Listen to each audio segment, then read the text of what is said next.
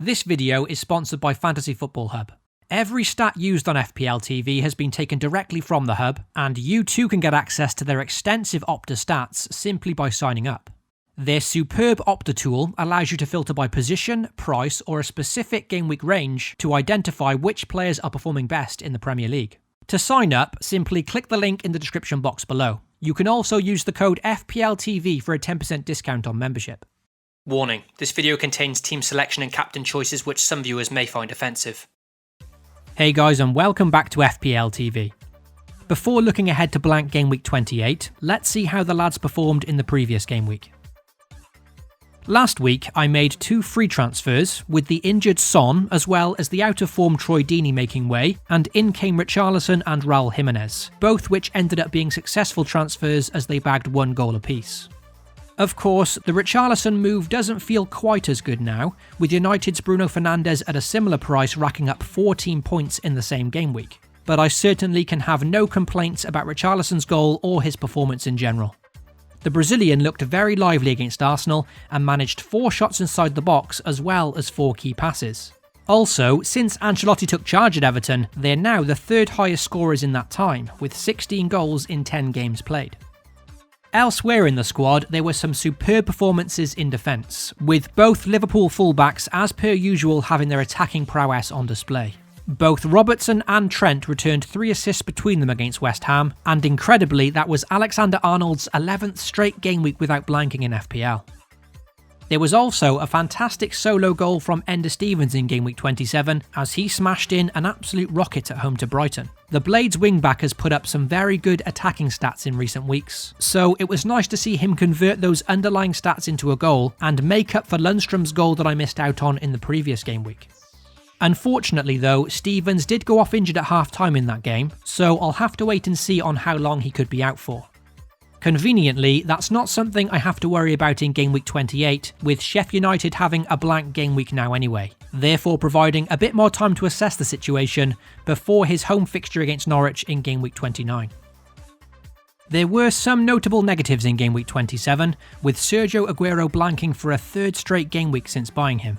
His poor penalty miss against Leicester brought home a big fat 0 points, and opting for him over Aubameyang on the wildcard 3 game weeks back has proved to be a very costly choice. It was also a poor day for Jack Grealish away to Southampton, who perhaps has one eye on the Carabao Cup final, and Adama Traore at Wolves only managed a cameo appearance at home to Norwich, with his teammate Diogo Jota in scintillating form, perhaps keeping him out of the side now. In game week 27, I chose to activate my bench boost chip, which was a move I'd planned since wildcarding in game week 25.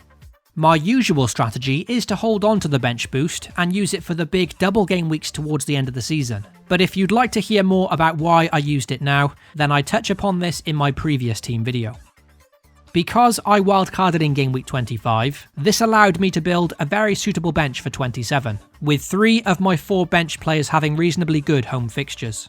In the end, the bench boost went okay, with me getting 2 clean sheets and 2 blanks from the 4 players.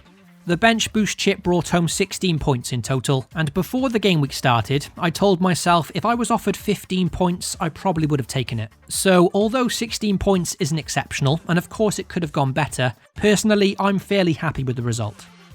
When those big double game weeks do come along later in the season, I can now simply focus all my budget into my starting 11 rather than having to consider a strong bench in those game weeks.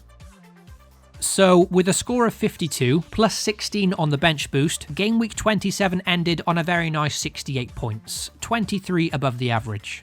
It gave me a decent green arrow of around 300,000 places, and yes, for the first time this season I finally move into the top 1 million. Don't get me wrong, not exactly a huge achievement, but it's certainly a big relief, with my team now sitting at around 850k. Let's move on to game week 28 now and check out who's potentially leaving and coming into my squad.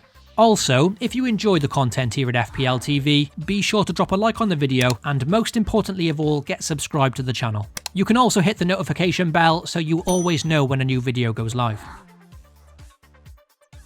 With Man City having a blank game week in 28, along with some difficult fixtures and the threat of rotation with the Champions League now back, removing Aguero from my squad is my proposed transfer this week.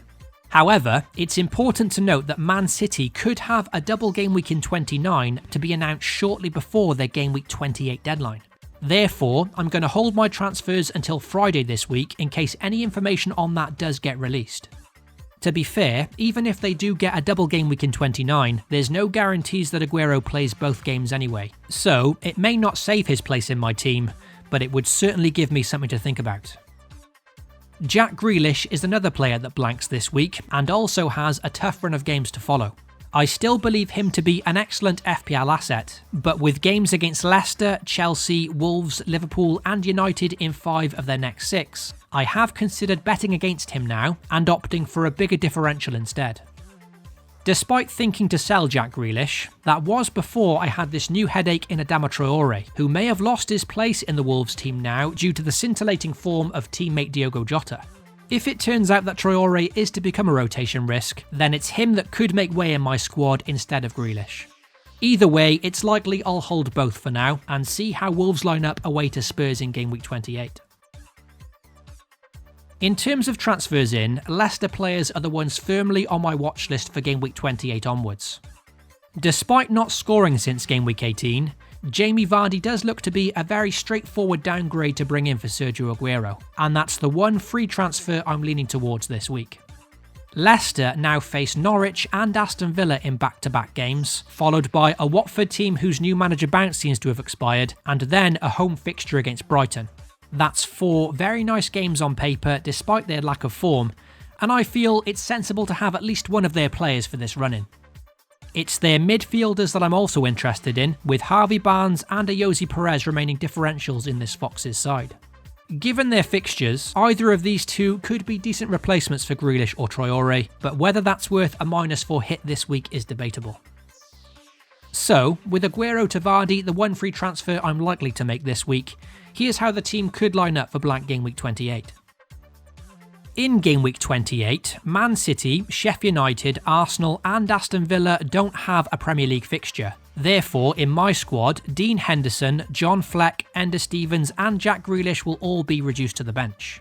This means if I do move Aguero on for Jamie Vardy, I'll have exactly 11 players in game week 28 and no options on my bench to come in for them. Due to Sheffield United blanking, it means that Southampton's McCarthy will start in goal for me, and in defence I'll be playing Burnley's Charlie Taylor and Jamal Lascelles of Newcastle who play each other this week. To be fair, on paper, Newcastle versus Burnley is the type of game that could end up being 0-0, and that's what I'll be crossing my fingers for. For captaincy in game week 28, for me it'll be between only 2 players. Mo Salah will once again be by far the highest captained player in that game away to Watford, and due to the form that he's currently in, he's no doubt the safe pick in my team.